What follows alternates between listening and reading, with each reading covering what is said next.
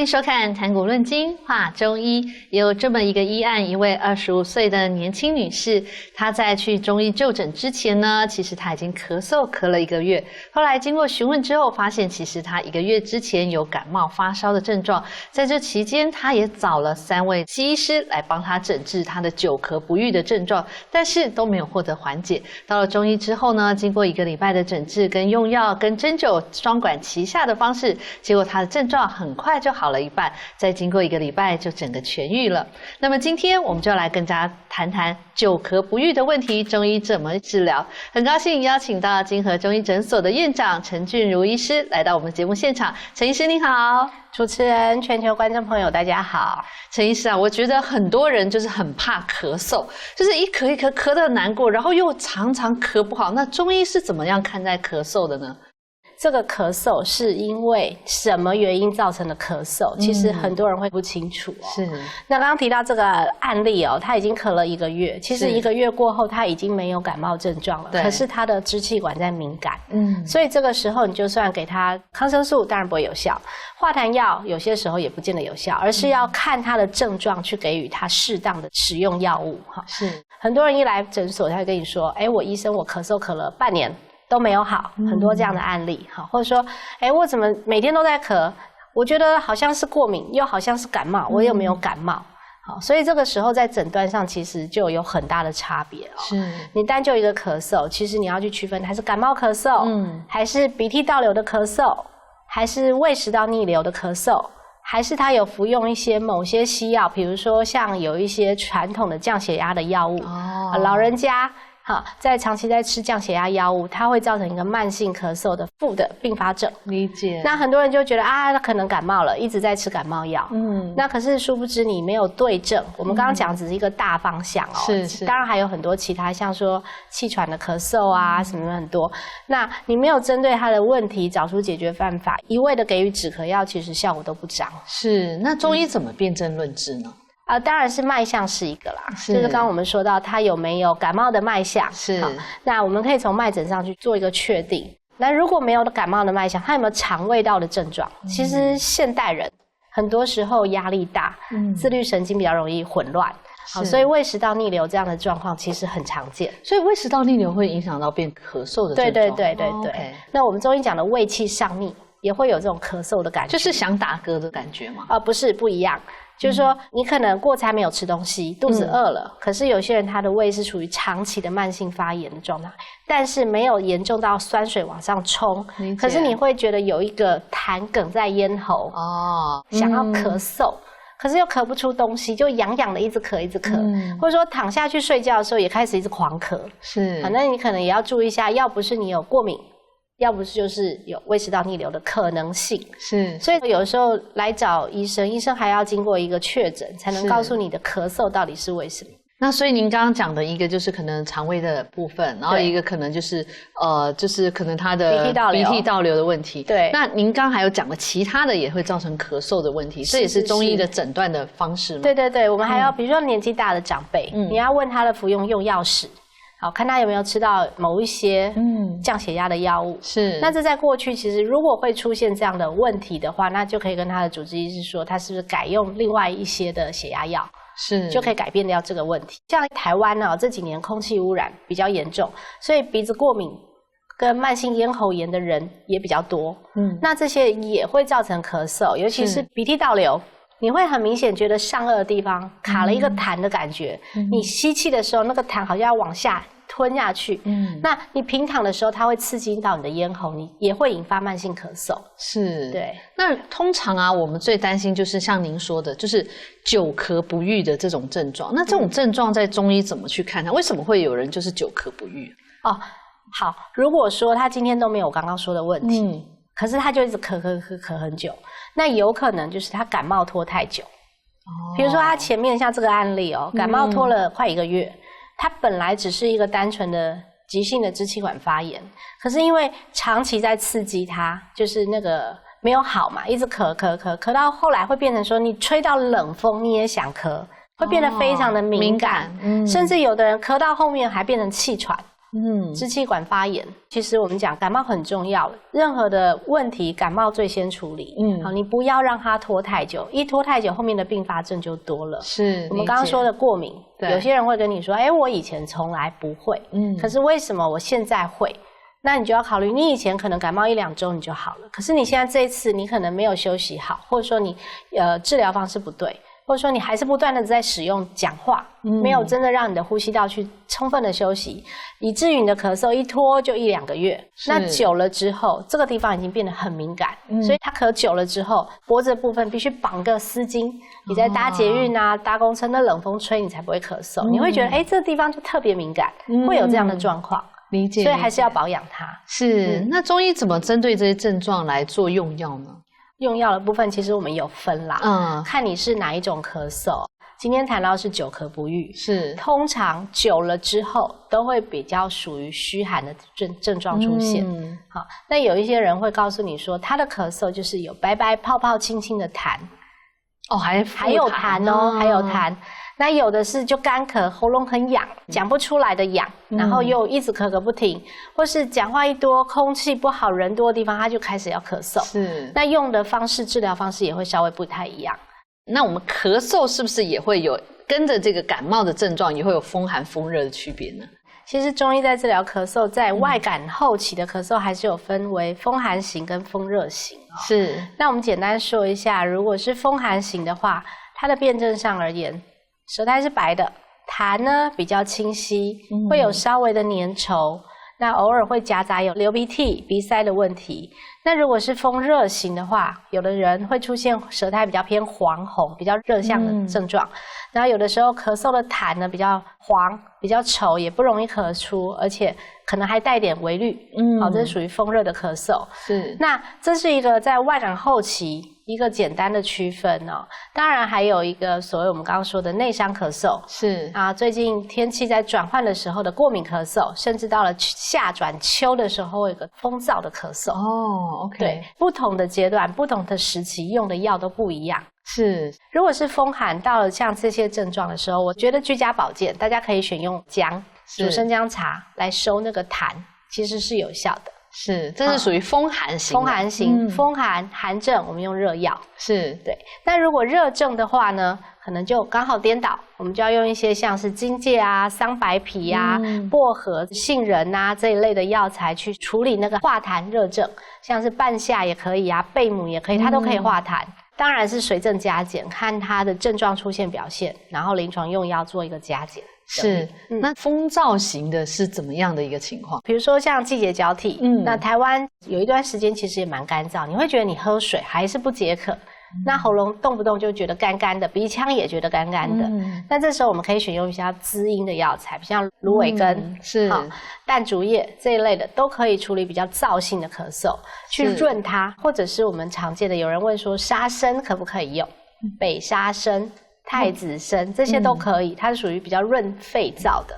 那您刚刚有讲到有一种是内伤咳嗽的话，这个用药又不太一样了吧？对，最常见的例子就是说，比如说年轻人在打篮球，满身大汗，然后夏天的时候流汗流很多，打完篮球好热哦，一罐冷的运动饮料下去，开始想咳嗽。这就有一点内伤的感觉。内伤，其实它伤到的是什么？伤到的是我们的脾胃。脾胃一下子瞬间，我们的加温系统还没有来得及把你的温度拉上来，你的冷的东西直接下到肠胃系统去了。这会造成一个内伤咳嗽，你还会觉得说好像一呼吸就想咳。那这种突然瞬间的冷饮下去，你的身体还来不及反应的时候，因为对外的呼吸道直接受寒了嘛，那肠胃系统也受寒了，所以这个时候我们要再用一些比较温的东西把它再逆转回来。是，所以我们桌面上这些药都是属于应该是比较风热型在吃的。是的，是的。可以看到桌面上的药，这个桑叶、紫苏、对、荆芥、前胡、杏仁，这些都比较属于风热型的，因为它这些都几乎都是凉药。那杏仁我们知道本身可以化痰，是，所以不管你是热痰、寒痰，其实杏仁都可以用。那像杏仁跟前胡这两个比较属于走降的药，降气，尤其是前胡，它可以降气。所以咳嗽是逆嘛，逆往上逆，所以用一些比较降气的药，它可以稍微镇定一下你的支气管痉挛的问题。是。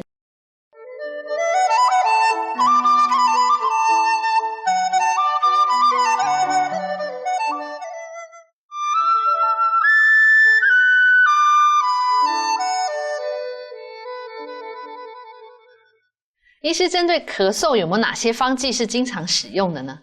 这个说到这个中药的方剂治疗咳嗽就非常多种，像我们耳熟能详，像是止嗽散、定喘汤、麦门冬汤、是百合固金汤，是像麦门冬汤跟百合固金汤都是比较偏向于燥咳、风燥的咳嗽。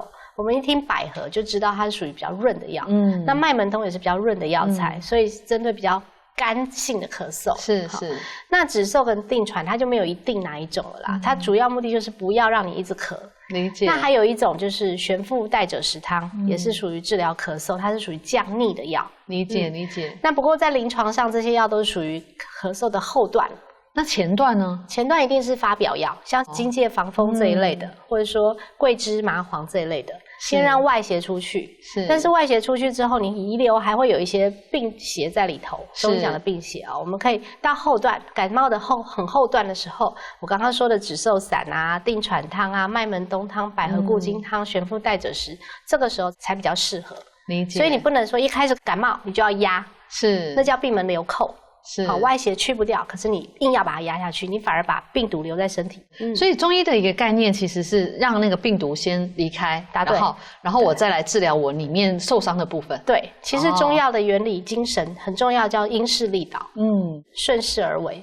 我们不要跟它做对抗。大部分的人现在觉得感冒好像要吃抗生素，其实在中医的概念里头，我应该要把它病邪带走，顺势带走。然后增强我自身的抵抗力，让我自己的免疫系统去抗敌嘛。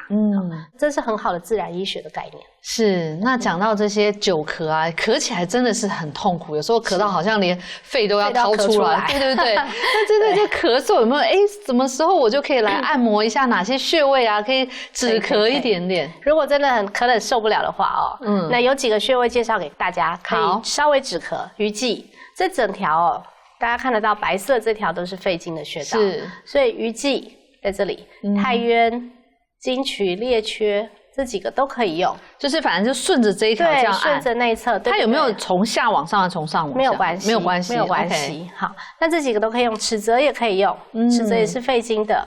那再来一个就是肺经的起点中府穴，在这个地方。你这个直接按摩就好了，因为底下就是肺脏，这也可以选用。那还有一个最好的止咳药穴就是天突穴，它位在这个锁骨跟我们这边脖子这边有个凹窝的地方，天突穴。可是按下去没什么感觉，它不会痛啊。对啊，这样按有效，有效。那比较针对咳嗽来讲，肺腧穴、风门穴这两个都可以使用，你可以用按摩的方式。这两个都是比较属于呼吸道的，可以使用的穴道。但这个应该是别人要帮你按吧，因为一般人是按不到的。当然。那如果说按不到，我用热敷也可以，或是说你可以在这个地方局部加一点那个热电毯。就睡觉的时候，我们在保暖这一区，其实都可以。那贴暖暖包好了也可以。热电毯感觉全身都热起来。对，可以，很好的方法。是，所以其实我们可以透过这些穴位。那如果真的咳的，就像我说，咳得肺都快跑出来，有没有什么立即的是这个吗？天突，就是按下去就行了。对，通常我会在这个地方放针啊。我们临床上我们在这里放针，那居家护理比较不是那么方便，你这个区块做保暖。它还是有一些效果在。是。对。所以其实如果它咳成那样是没有关系的吗？当然有关系啊。如果咳成这样，你会很容易就变成慢性的过敏咳了。所以一定要赶快治好它。所以还是要对症治疗。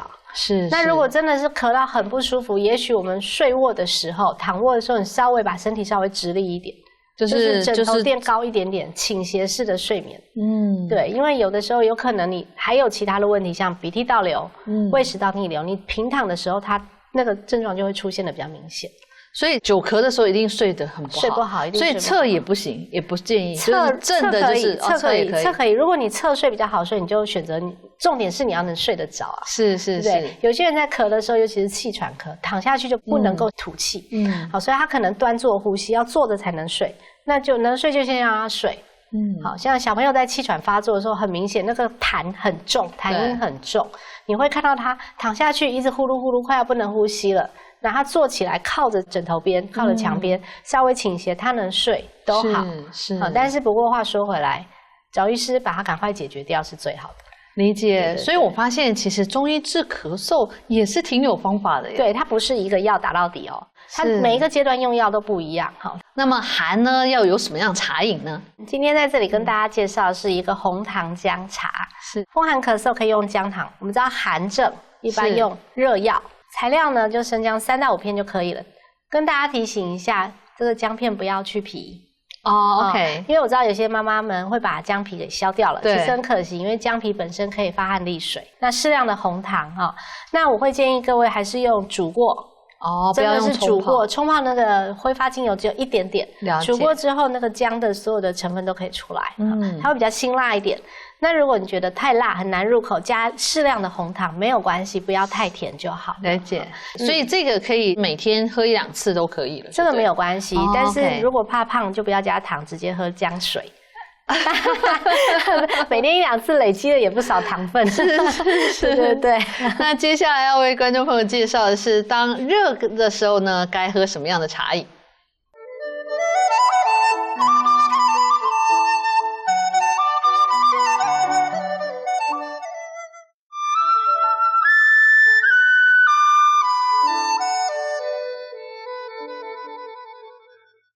针对热的咳嗽呢，有什么样的茶饮可以使用呢？医师，好，来在这里跟各位介绍，针对风热型的咳嗽，我们用蒸橘子，好特别哦。对，橘子性寒，所以呢，刚好抵消掉它的热性啊。那风热咳嗽用这个橘子，其实是我临床上有个患者说，我咳嗽咳很久啊，人家跟我说可不可以吃蒸橘子，那来问问看医师。如果你是属于热性的咳嗽，其实是可以使用的。是。那很多人也会对这个橘子到底要怎么蒸呢？其实一知半解。是。那我们在这里跟各位说一下，像这个橘子就把皮洗干净就好，记得不要去皮哦。那整颗橘子在电锅里面蒸个1会儿就好了，让它稍微半熟。然后把橘子捞出来，中间挖个洞，然后把盐巴塞进洞里头。最后呢，锡箔纸包起来，然后进烤箱烤，记得要低温烤，不能烧焦。对，尽量不要焦，45度C 的低温烤大概5到10分钟就可以了。那拿出来吃的时候，当然要剥橘子皮，那它温温热热的，其实还蛮舒服的。是，这是蛮特别的。我想它听起来就很好吃的样子，所以咳嗽人如果吃这，可能心情也很开心。答对，要开心，生病比较快好。是。那除了寒跟热，那还有一个是燥嘛？对。那燥的话，有什么样茶饮可以介绍呢？好，今天跟各位介绍一个风燥咳嗽我们选择的是冰糖炖水梨因为燥咳其实在季节交替的时候，或是一些老人家常年的咳嗽，属于燥性的咳嗽，我们就用比较滋阴润肺的，像水梨这样的东西去处理它的症状。那材料很简单，就1颗黄皮水梨，要粗皮这种黄皮的水梨跟少许的冰糖那做法呢，我们把梨子洗干净之后，家里有那种机器，对，直接中间卡下去，它这中间的芯就不见了那种也可以。那反正横竖你只要挖一个洞出来塞入冰糖几克之后，再把它梨子合起来，然后把左右用牙签固定，再放到电锅里面隔水蒸个30到60分钟之后，到水梨出水了，已经变成透明状的时候，你再拿出来。那吃的时候可以用汤匙再去把里头的梨肉挖出来，其实口感是非常的滋润的。是，这一道是我自己也非常爱的。虽然没有咳嗽，但平常还是可以吃啊，当成一个甜点来吃也蛮好的。对，老人家小朋友其实对这一道应该都还蛮能接受。是，因为它梨子就变成软软甜甜的。是。那么什么样的水果是不适合风寒型咳嗽的人来食用呢？好。那这也是很多患者常会在诊间问到的问题比如说风寒其实比较属于寒性的咳嗽，就是冷咳的意思那大家可以看到说，我们在桌面上摆的这些，一般我会跟病人说，我们不要吃太寒凉的食物跟水果就好了。是。那哪些叫寒凉的食物呢？像香蕉就比较偏寒，水梨比较寒，橘子也比较寒，奇异果也比较寒。但是有的时候我们会告诉客人说，瓜果类少吃。那为什么要把这个木瓜过来呢？它也是瓜，但是它不是属于这一系列的寒性食物。OK， 它是瓜里面特别的，比较特别的。那比较寒的瓜，像是西瓜、哈密瓜、香瓜，这些都是比较属于风寒型咳嗽不适合的，因为它太冷了。是，你可能在吃了之后，你可能咳得更严重。是，可是木瓜除外。所以木瓜是可以吃的。对，木瓜可以吃。如果你喜欢吃木瓜的瓜的话，这个是 OK 的。哇，对。其实感冒的时候或咳嗽的时候多吃水果也是好的吗？是啊，补充维他命 C 啊，要新鲜的水果。是，理解。那么热型的咳嗽，什么样的东西要少吃呢？好，既然提到是化热型的咳嗽，当然就热性的水果不要吃，热性的食物水果尽量少碰。那比如说我们这边放一个代表性的小茴香，它其实不是只有小茴香啦，包括胡椒、辣椒、花椒这一类比较属于辛辣热性的，就是我们在煮饭的时候不小心会很容易加进去的这些，尽量避免。然后还有龙眼。这个应该不会有人在这时候吃龙眼。对，如果它已经是黄色的，尽量喉咙痛吃这个会更燥。是。